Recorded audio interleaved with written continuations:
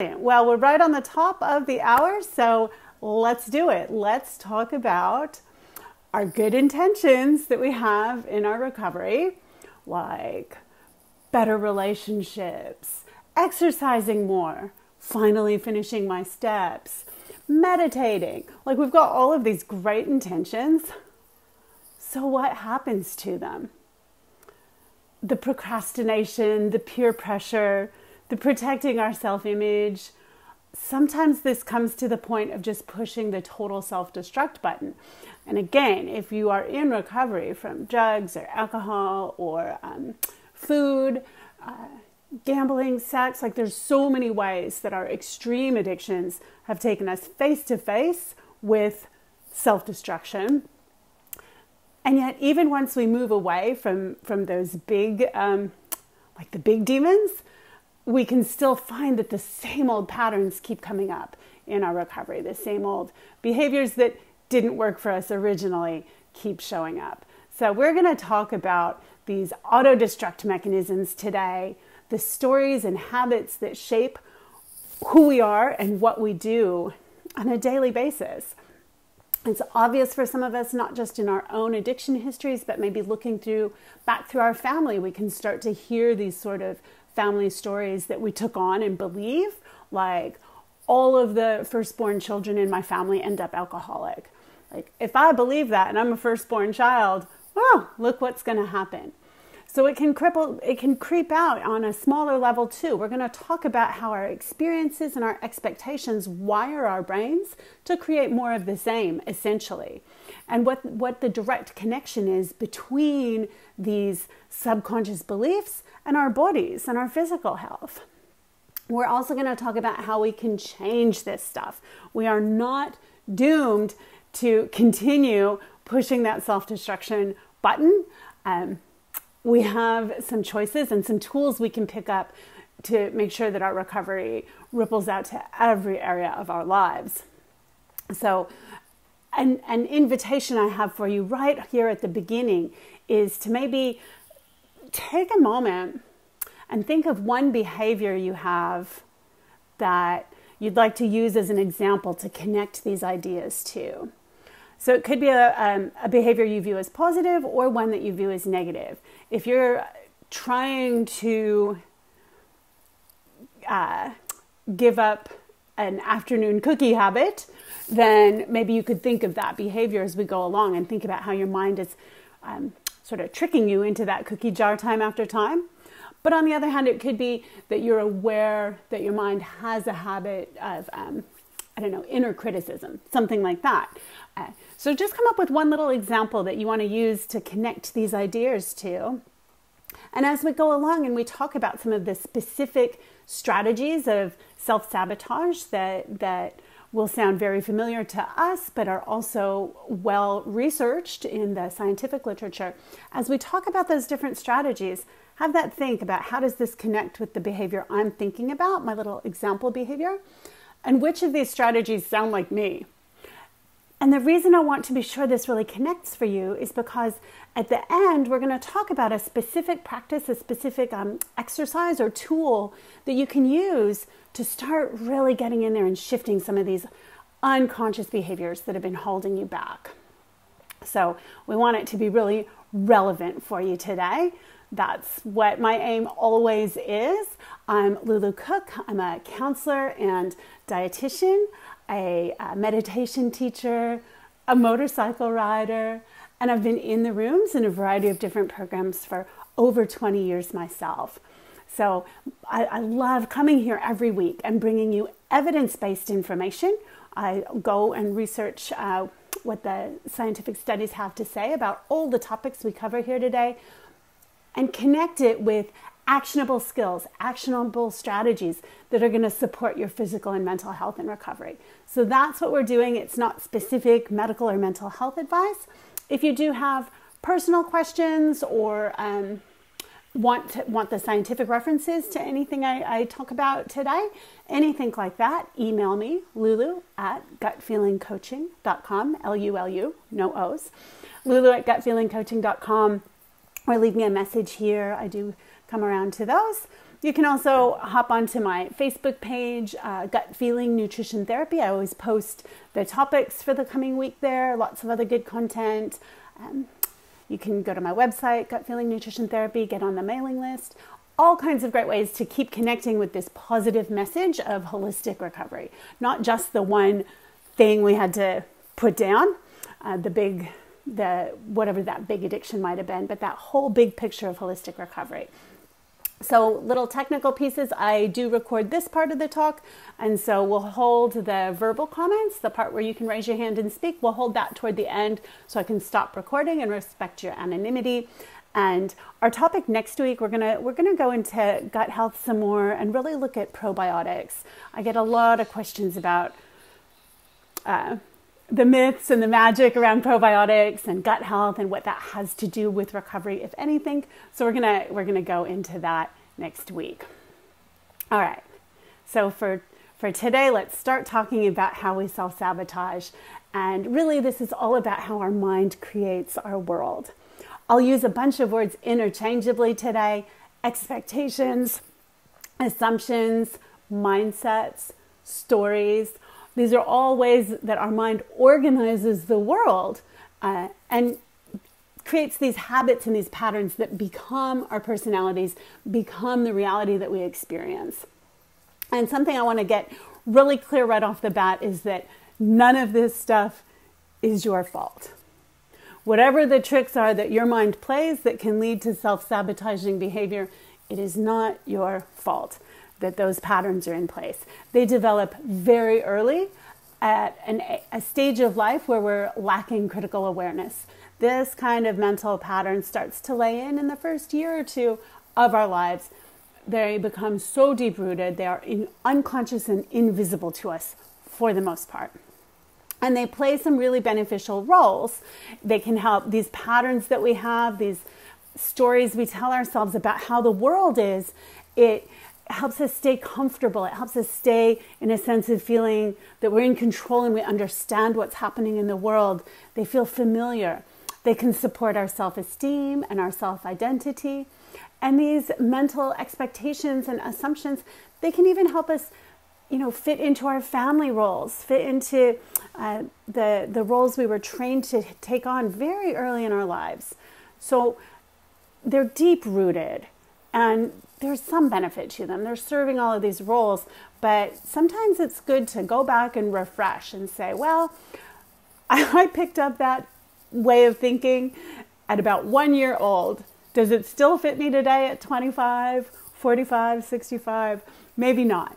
So I've started to see now that there's some unintended consequences of having this stuff unexamined in my life. I can see that they're not easily corrected by new information. These self-destructive patterns that we have are not easily connected. It's not like we go, well, that didn't work. I guess I won't do that again. If that was the case, none of us would have had to crawl out of our, 1,000th bottle, right? So they're so deep-rooted, we don't see them very easily.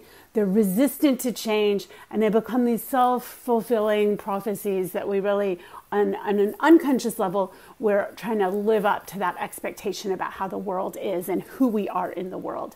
So we keep making the same mistakes because our decisions are almost made for us. When we decide, I'll take that example I brought up earlier of, I need to not be eating so many cookies at my mid-afternoon break. We make that decision on a conscious level, but underneath we have a self-fulfilling prophecy maybe that we're never going to succeed at making positive changes. We need something, the only way we take care of ourselves is through sweet treats.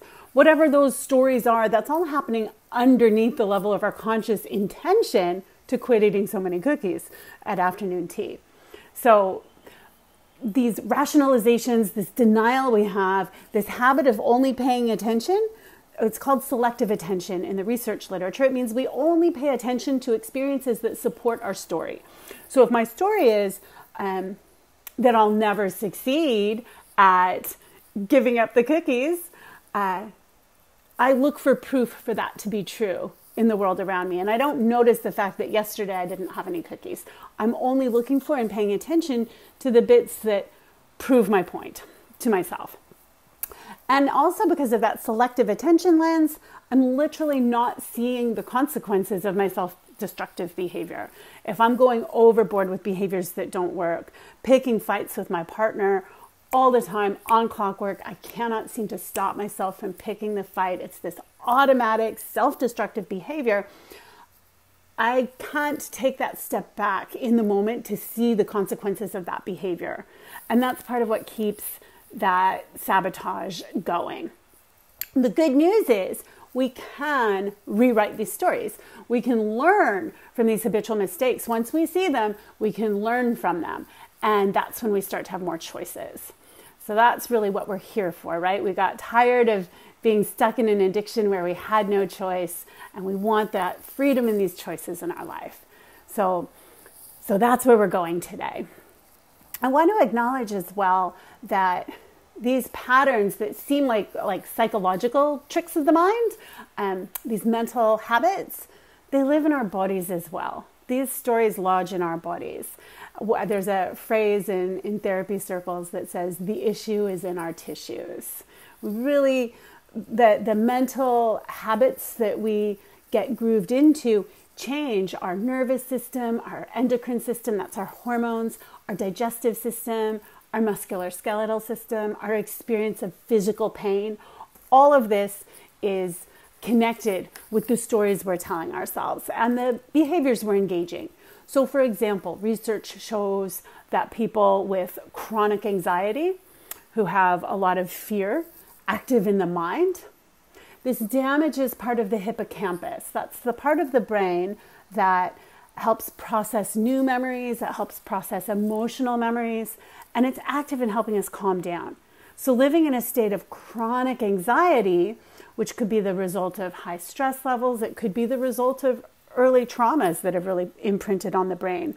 The nerve cells of the hippocampus literally shrivel up and die. So this interferes with our ability to understand and see what's happening clearly now. We have a hard time differentiating it from the stories we're telling ourselves about what's happening. If they didn't text me back on time, maybe I'm telling myself this story that they don't like me. That might not be true, but if I've got that damage to that part of my brain region, I just can't see it. It seems absolutely true to me. And we also have a hard time separating time because this damages the part of our brain that works on memory. We become a little bit fuzzy around whether it's happening now or whether I'm still back in whatever that historical state of trauma or stress was. We see something similar with depression, and that physically changes the structure of the brain over time. On the flip side, on the positive side, there's a study showing that people who have a positive assumption about themselves, positive self-view and positive assumption about what will happen in their life going forward, they live longer. 7.5 years longer, healthy life. They needed less anesthesia when they went in for surgery. They had less heart disease risk. Just all of these really specific body benefits to having a different story in their minds about what they're expecting going forward. So this subconscious stuff is in our body, and the more often we're triggering off these stories that are about anxiety or fear or how about this one? Like, I'm never going to be able to stay clean for a year. Like, that's impossible. I could never do that, right? The more we're telling ourselves these stories, the more we're amping up our own anxiety, our fight and flight hyperactivation in the brain. It's just feeling panicked all the time. And we begin to set off that anxiety pathway without even being consciously aware of it. Something comes into our awareness that impacts us on a bodily level, and the physical alarm bells are going off in our brain. It takes us a minute to catch up to that. Not a minute, a few seconds, but that's a long time in brain science. It takes us a few seconds to catch up to that alarm that got triggered. And once it does, the mind wants to explain it, wants to come up with a reason for it. So searching for an explanation, we tell ourselves, oh, I must be feeling nervous because this person said that to me. because this person didn't text me back, right? That may or may not be true. It may or may not be related to what created that upsurge of physical response and anxiety. But if that's the story we ascribe to it, oh, I'm nervous because they didn't text me back, that's going to drive our behavior in one certain way, isn't it? Maybe we're going to start psycho-texting them. Maybe we're going to decide we're going to break up with them because they didn't call us back. Maybe whatever. We're locked into this one story now because that feeling, that bodily feeling arose. And we've lost some of our freedom to make a really discerning, clear-eyed choice in the moment. So there are ways to work with it. We can practice new forms of behavior that will actually form new neural networks in our brain.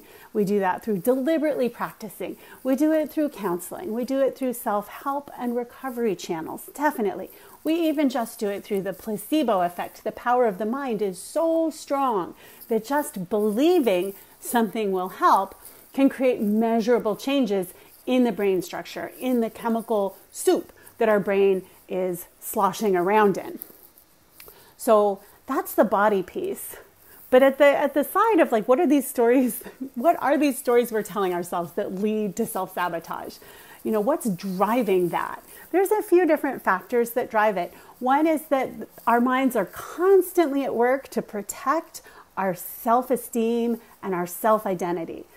Research into generally happy people, people who might be considered securely attached or, quote, normal people. I'm definitely putting that in air quotes. I haven't met many normal people in my life. I don't know about you. However, generally happy, well-adjusted people, when they fail at something, they're going to blame external features. I failed at that test because the test questions were really tricky and I didn't get a good night's sleep. The blame for the failure lies outside of me. Whereas the trick these minds play, if you failed at the test, a generally healthy, well-adjusted person is actually going to ascribe that to being part of who you are. Well, I failed at the test because the questions were tricky. You failed at the test because you're just dumb. It's just the way the brain seems to be wired to protect this vision of ourselves as being a certain kind of person. We don't remember the things that make us look bad. And this is not because we were blacked out. I know in this group, sometimes we have to think about, well, yeah, no, I don't remember much. In general, we're not going to remember the things that make us look bad. Now, this is the absolute reverse for people who really struggle with depression or chronic anxiety and kind of hand in hand with some of what we could experience in recovery, where we might have that tendency to dwell exclusively on our failures. We take that to be the true picture of who we are. If we start to succeed, it can feel fraudulent. This is not real that I'm having career success. Don't they know I'm just a junkie? That's a story I lived with for a long time. When I went back to university, after coming back home and getting off the streets, gosh, I just felt absolutely like I was faking it every single day of school, because I didn't just come out of, high school and preparatory school. I was literally living on the streets, and surely they were going to see through me and see that I didn't belong there. That's a story I was carrying with myself. And the risk of that could be rejecting signs of potential success. We can be so attached, even to a negative story like that. It seems so true. I know that story about myself so true, that even if I start getting evidence coming in, I got a good grade on my test, I got a good grade on my essay, I'm getting evidence come in that could tell me, you do belong in university, you're fine here. But the mind locks onto the stories it knows well. So it can reject the positive evidence to stay right there in the proof of all the ways we're a failure. The mind strives for consistency. It's one of the overarching organizing principles of how we think, is that we strive for consistency and consistent stories that help us make sense of the world. And it is so important to the brain that we have that consistent self-view that we could even deny the evidence of our experience and our senses. The evidence in that example I just gave being, well, I got a good grade on the test. I could deny that out of the brain's strong inclination to maintain a certain story about itself. We have this desire for control and safety when we feel that we know what to expect. There's a particular there's a word they use in the psychological research for this that just tickles my funny bone in a sort of morbid and ironic way. It's called depressive realism. And for any of us who, our inclination is to expect the worst, that just seems obvious. We're just having a coherent understanding of actually how the world works when we expect the worst. Often people who have a mindset of depressive realism may even be fairly accurate in their assessment of the world. And there's been multiple experiments around this in a variety of different populations. Anticipate the worst, it often occurs. See, I was right. Lawyers actually have a very high rate of depressive realism. They're, by training, they're looking for the absolute worst case scenario and then trying to find ways around it for their clients. They also have a very high rate of clinical depression. The tendency toward depressive realism does not necessarily go hand in hand with happy, joyous, and free. And it's like so many of these qualities of the brain, we can find a way to work with it. If that's our own inclination, we can work with it in a way that rather than being depressive, it could help us be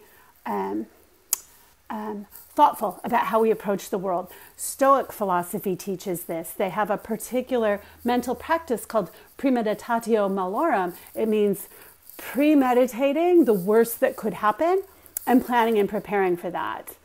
And then letting go and moving into whatever the project is, whatever the activity is, but knowing that, hey, I'm well prepared. I've thought through the different possibilities of what could go wrong. So that would be a healthy way to work with that tendency toward anticipating the worst.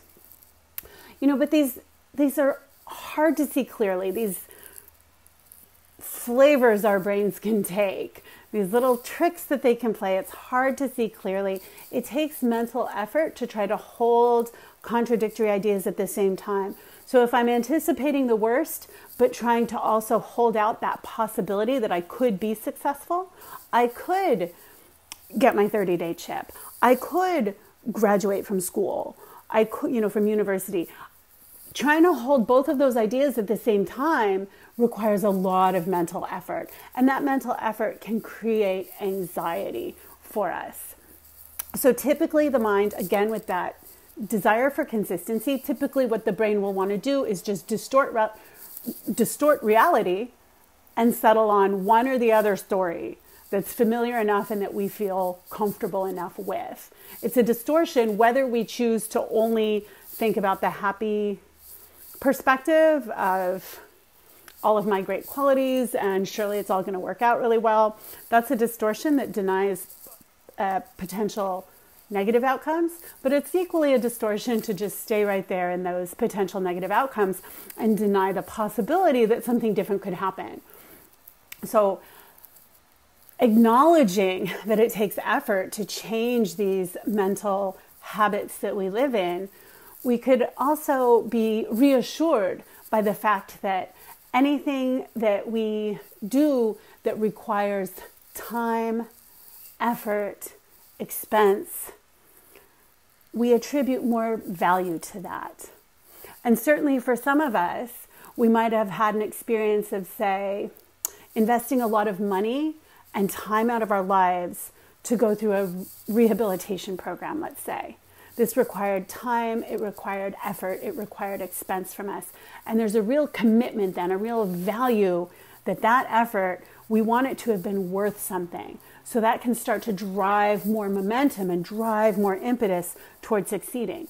Now, at the level of some of our smaller little mental tricks, or some of the smaller behaviors that are coming out of those self-sabotaging tricks, we might not need to invest 30 days in going to a rehabilitation facility for however many thousands of dollars. We don't need to make that kind of investment, but just acknowledging to ourselves, changing these habits of the mind takes work and effort, and that means it's valuable. It might mean that that's worth doing. When we attribute that value to the change, it influences our expectations about it as well.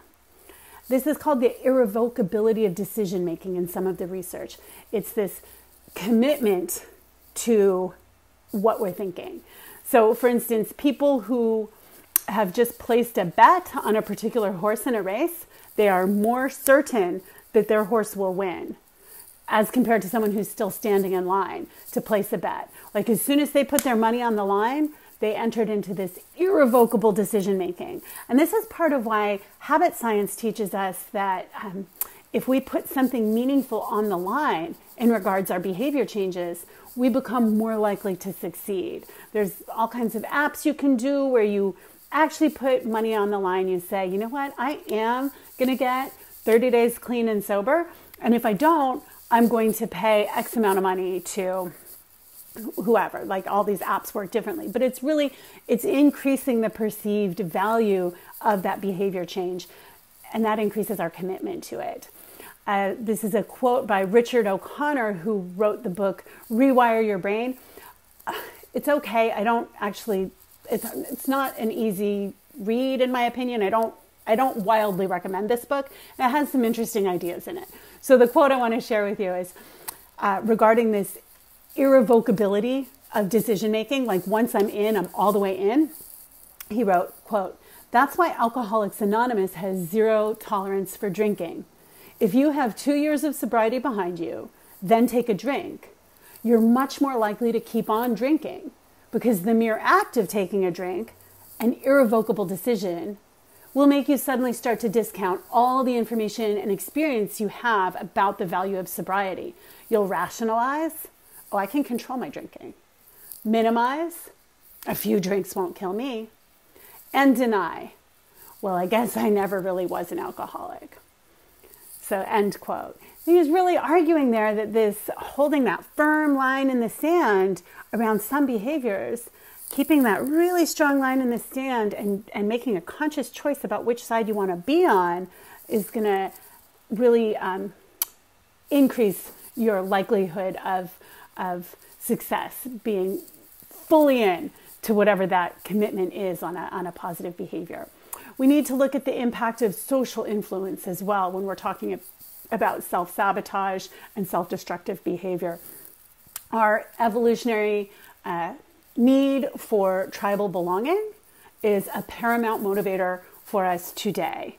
And I talk about this quite a bit, this idea that, hundreds of thousands of years ago, when we lived in much smaller group systems, it was a matter of life or death, whether we were accepted and belonged within that small group system with our tribe. Because if we were not, we'd be thrown out into the wilderness where we would legitimately die, right? So it's a matter of life and death to feel accepted within our small group.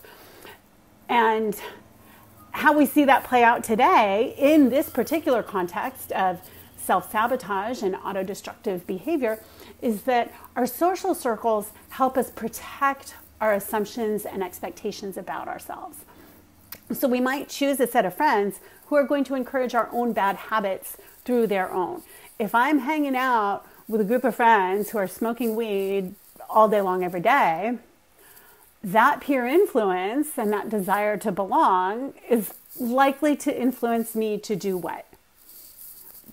Smoke with them, correct? We find ways to tune out the people who challenge us and to find people who are going to reinforce the behaviors that we're invested in at the time. So we have this consistency. The consistency habit of the mind again here is if we've made a commitment, we feel obligated to follow through for the other people around us, even if it comes with negative consequences. So if I've made a commitment to this particular social circle to be there with them, I'm going to follow through on that, even if it means that they're engaging in behavior I don't like and wouldn't intentionally choose. If I've made a commitment in a certain work context, I might feel obligated to follow through by staying late and working 10 or 12-hour days, because that's what that social circle, the influence of that social circle is asking for me. So even though it has negative consequences, the influence of that group of people might lead me to override my own better intentions. So these social norm theories tell us very directly we need to be careful of the company we keep.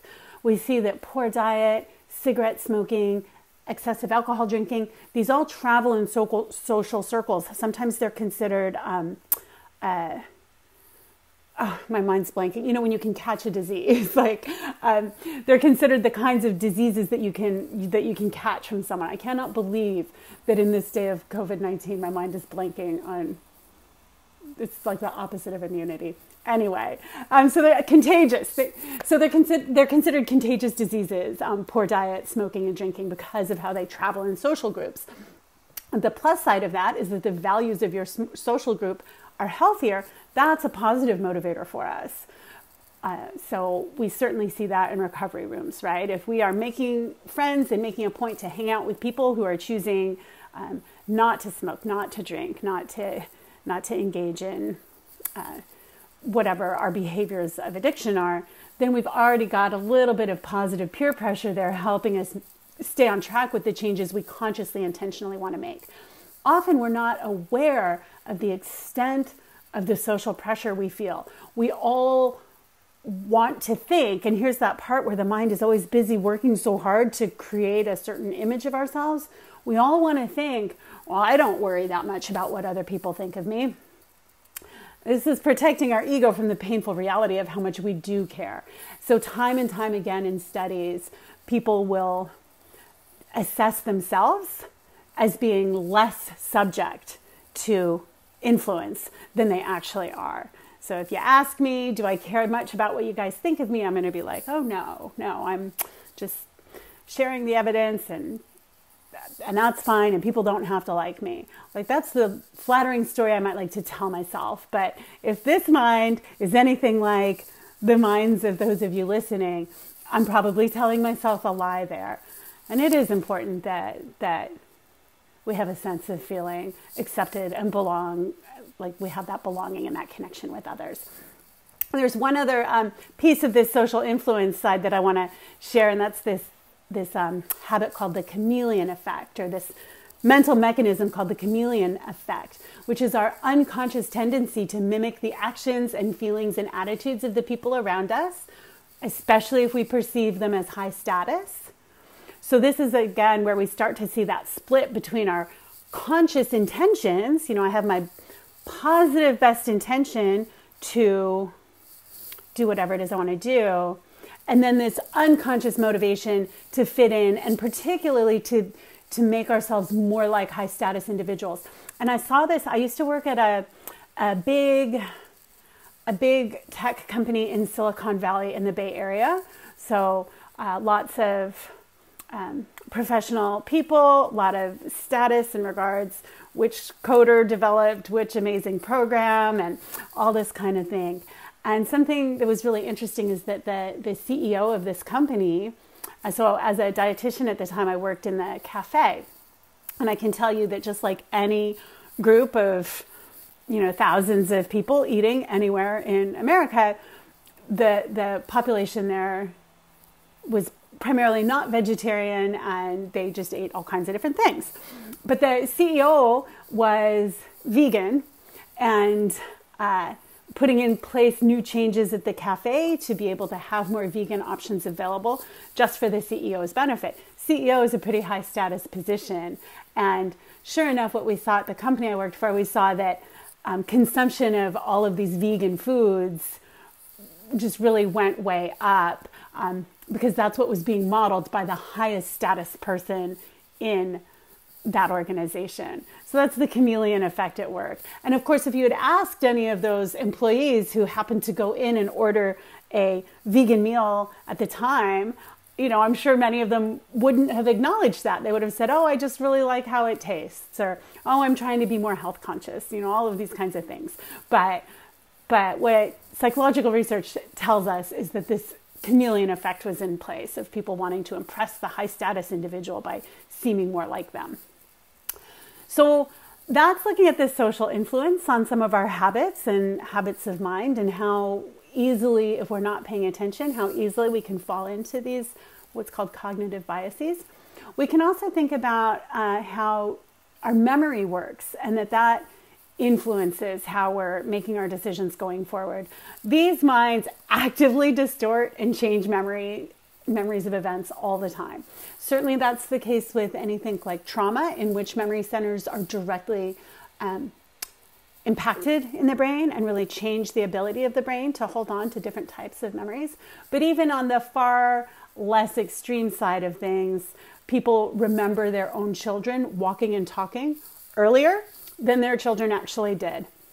Men and women both report having fewer sex partners than they actually had.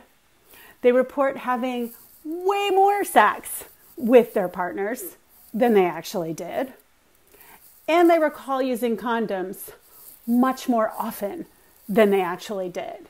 So there's the really rose-colored glasses here on the memory, right? Like wanting to seem like we're a certain kind of person, and our memory goes right along with us to create that reality.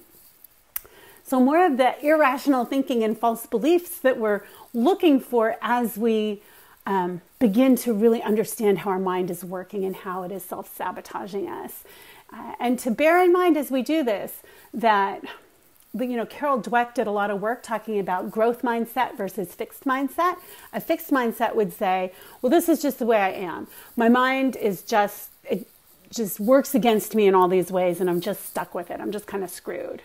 A growth mindset says, actually, I have some skills here that I could learn. I could learn how to work more skillfully with my mind and more effectively with my mind to be able to get the outcomes that I want. That intention to develop and change, and that confidence that the brain, the neuroplasticity, the actual structure of the brain can be changed. Having confidence in that and that intention to just keep trying pays dividends. So let's look at some of the specific false beliefs that are very common to have. And again, thinking of that one little habit you might be trying to change and having some bad luck with because you keep sliding into your old behavior with it. Didn't do the dishes for another week in a row. Just some little habit like that, keeping that in mind and thinking, I can learn how to work with this better. So in regards, addiction and alcoholism particularly, there's an ironic effect of thought suppression. So the classic thing here is, don't think of a pink elephant. And of course, what happens? We all have an image of a pink elephant come into our mind right in the moment. Can you think of how that might apply to whatever your major addiction behavior is? Well, just don't think of it. It doesn't work. The research shows us that distraction, allowing that thought to be there, but distracting the mind works better than trying to actually suppress the thought. What we try to suppress just arises right again. So another sort of trick of the mind we see is what's called fundamental attribution error. It's kind of a long title. What it means is that we have a tendency to over-own our strengths and disavow our weaknesses. We talked about that at the beginning. Or that it might be the opposite for us, that we only acknowledge and own our weaknesses and failings, and we don't own our strengths. So, we really want to be able to have a more balanced view of ourselves if we want to be able to make some positive changes.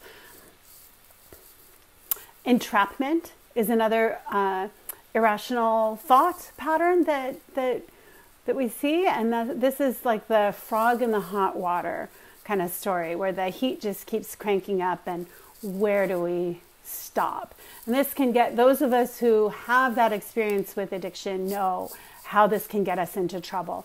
What's one more cookie, one more beer, one more cheat on my partner, just one more? It's this mission creep, or this, not mission creep, but just this creeping where there's no clear line, and we're just getting into more and more hot water. That's called entrapment. It can go hand in hand with confirmation bias. So selectively looking for and recalling evidence that confirms our assumptions. Interestingly enough, the thinking areas of the brain practically just shut down. They like flatline when study subjects are made to listen to information that contradicts their political beliefs. It does not matter what political beliefs the person subscribes to, whether they're Green Party or Libertarian or whatever else they might be. It doesn't matter what the specific beliefs are. But when forced to listen to political beliefs that are contradictory to that, the thinking part of the brain just goes, nope, not having it. Shut down, not letting this new information in. On the other hand, when hearing information that confirms our belief systems, again, this is the confirmation bias trick. So when we're hearing information that confirms the way our mind already thinks, our happiness centers light up. Like, yes, I'm delighted to hear about that political candidate because that's what I think too. And that's surely the right answer. And look how smart and clever I am to have figured that out. So we're selectively looking for information that reinforces our own way of thinking. And clearly, this limits us. Back to that theme I'm coming to where seeing how our minds work in this way gives us more freedom. If we don't see that, then we're limiting the information that comes in.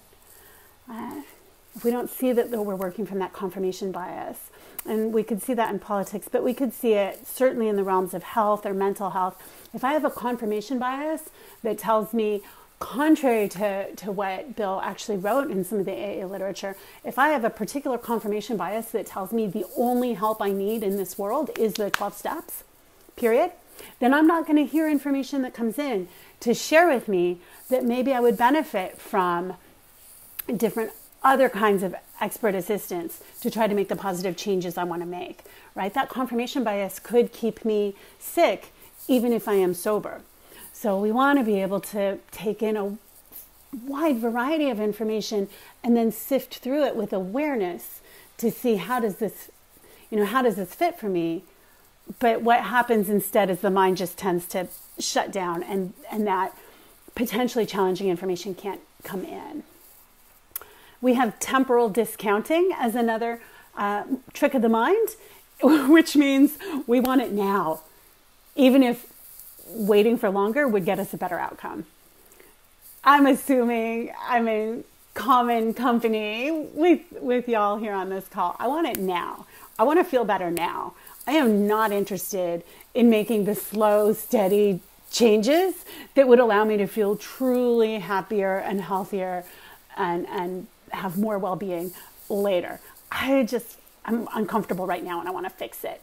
That's temporal discounting, and we see it very much in the world of addiction. The what the hell effect has been studied most often in dieting, but now it's also been studied in other behaviors as well. And it's this idea that I've blown it for today, so I may as well just go all in. And it doesn't, this could be, certainly we see it with food and dieting. It could be alcohol. Well, I've already had this much to drink tonight. Screw it. I may as well keep going. It could be procrastination. I've already put it off this long. Screw it. I'll just put it off some more. It could be gambling. I've already lost this month. Screw it. Or lost this much money. Screw it. I'll just keep going. It's this digging our own hole and jumping in and digging it even deeper.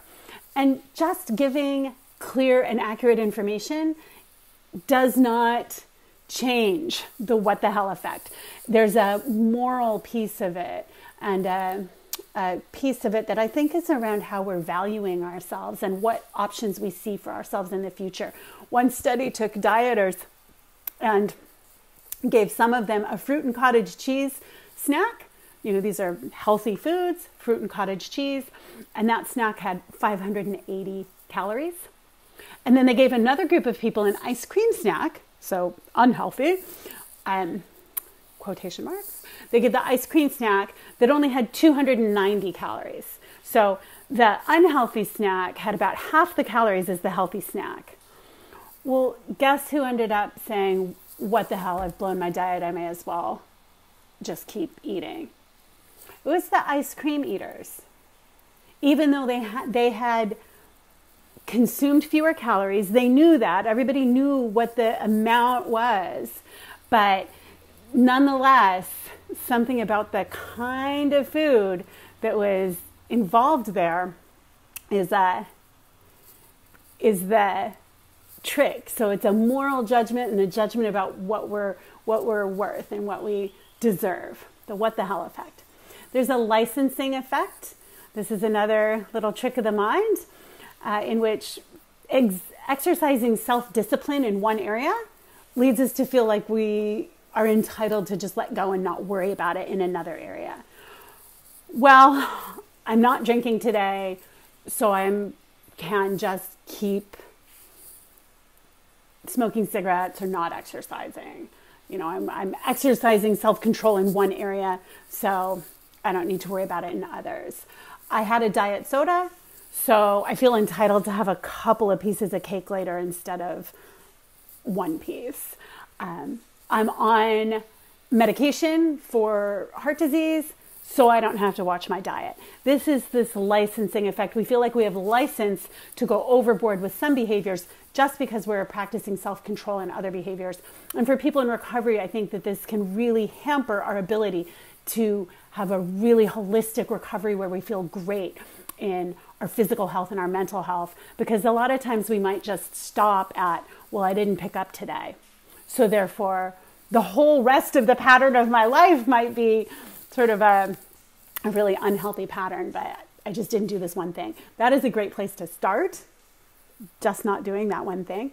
But as our recovery matures, we need to start bringing on board more of these things if we want to really feel good in our recovery.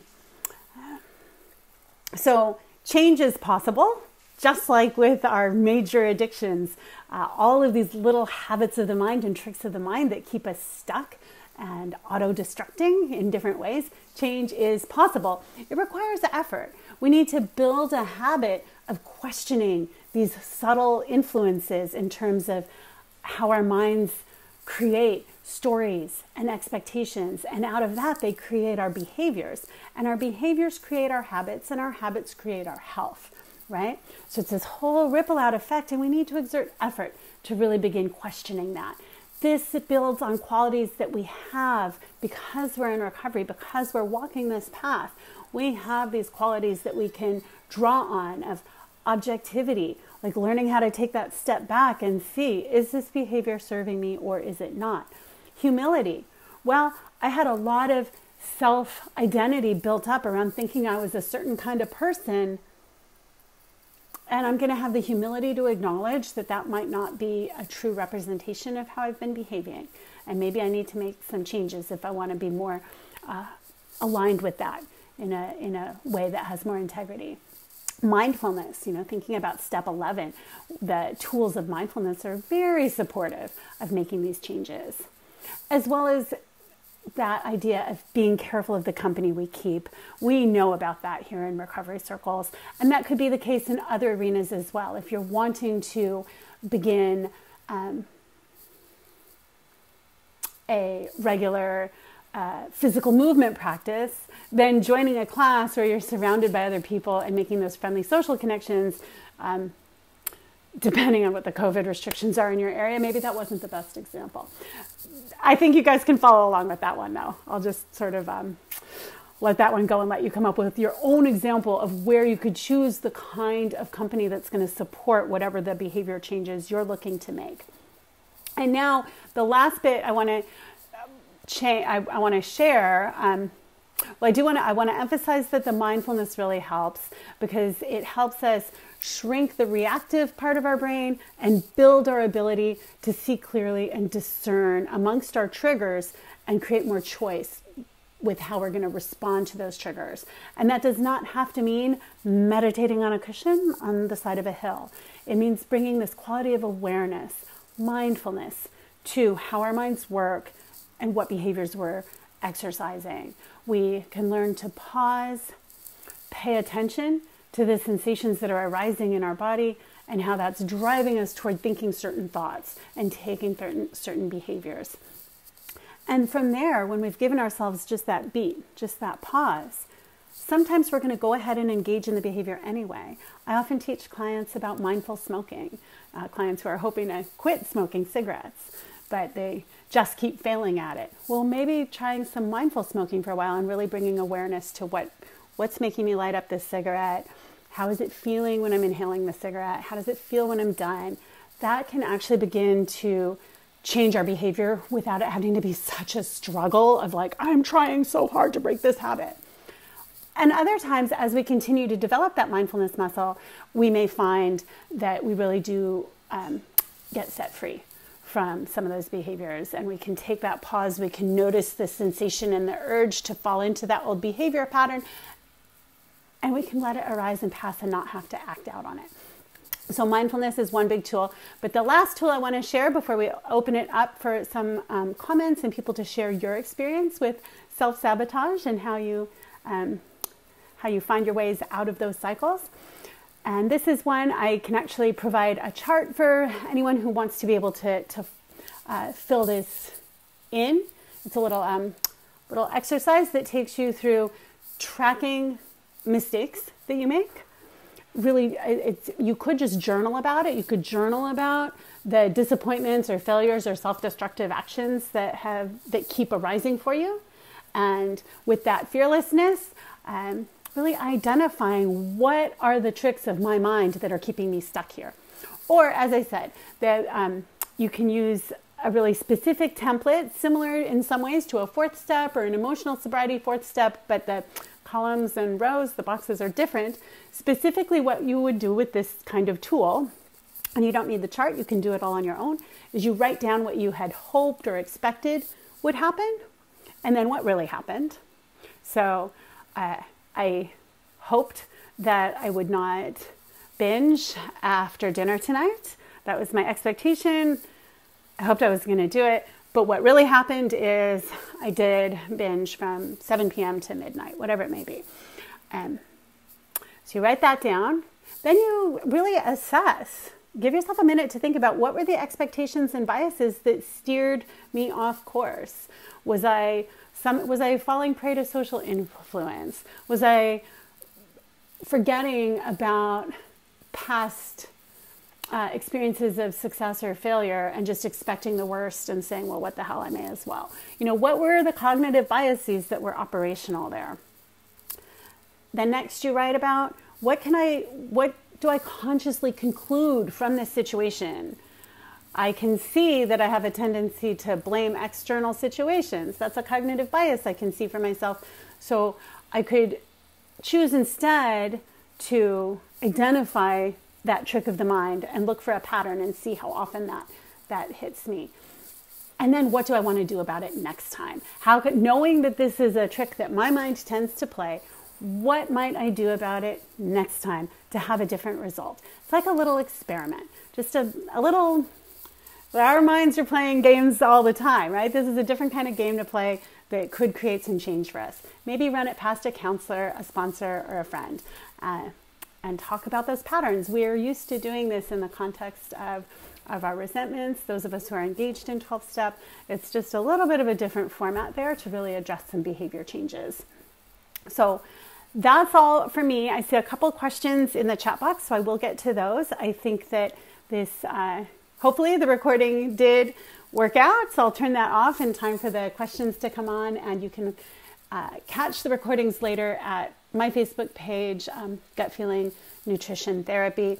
You can email me, lulu@gutfeelingcoaching.com, if you wonder how this applies to you, or you're curious about how I work with people one-on-one, or you just have something about your own self-destructive behavior that feels a little too intimate to share here. Please just give me a little note and we'll have a chat about it. And hope to see you again next week as well. We're going to talk more about gut health and probiotics. So thank you so much. Take a kind perspective on yourself, please. This stuff is just not easy. We learned it really early, like less than 1 year old. So good for us, cheering us on that we're able to take a look at it now and decide what here is working for us and what habits of the mind aren't working for us. So if you have a thought about that, raise your hand. We'll pull you into the box. You can share that. And thank you.